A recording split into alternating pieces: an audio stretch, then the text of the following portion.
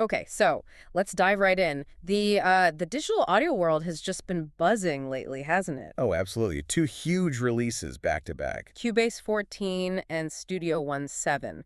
And the marketing, I mean, he was all about the shiny new toys. Exactly.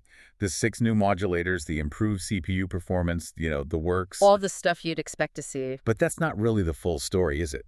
Our mission today is to, well, dig into what they didn't talk about. The stuff buried in the fine print. The really fundamental changes to their pricing and to how they treat their most loyal customers.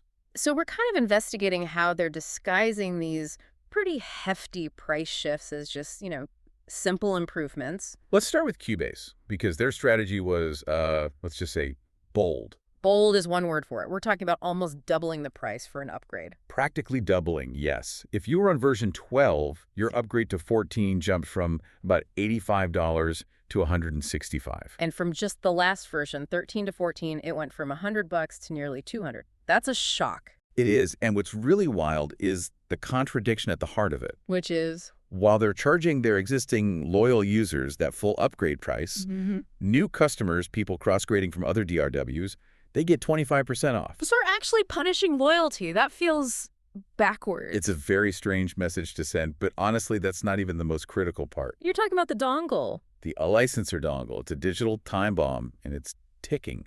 Okay, explain that. What's the deadline? May 20th, 2025. That's the day they shut down the old licensing service. Permanently. So if you're still on an older version, like, say, Cubase 10. Exactly. You are facing a life or death choice for software you've owned for maybe a decade. And that choice is upgrade now or else. Pretty much. You have to upgrade to version 12 or higher before that date, which will cost you around $250. And if you don't, what if your little physical dongle just breaks after that date? You're done. Your license is gone Okay. forever. There's no server left to validate it or recover it. You lose everything. Wow, that's brute force. Okay, so let's shift gears to Studio One 7 because their approach seems a lot more subtle. Oh, much more subtle. Where Cubase uses a hammer, Studio One is using, well, a very gentle, continuous push. A push towards annual payments. That's it. You used to be able to skip versions, right? Yeah. You could be on version 4, wait a couple years, and jump straight to 6. And save some money in the process. Well, that's over. With version 7, it's effectively a mandatory annual update, $149 a year if you want to stay current.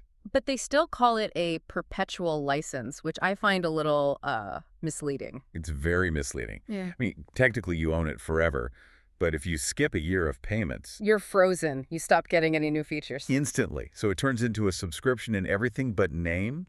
The perpetual part just means the old version you paid for will keep working.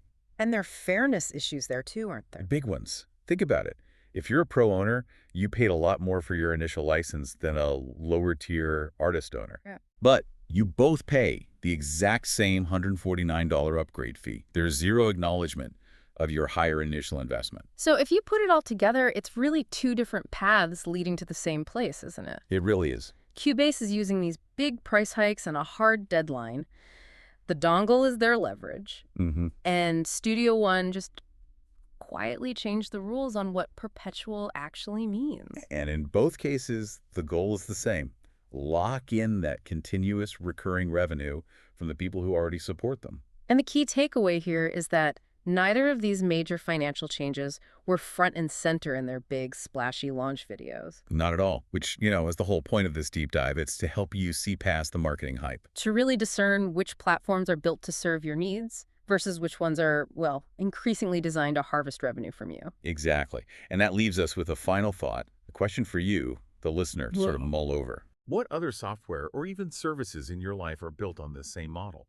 This model of aggressively monetizing the very user loyalty they claim to value.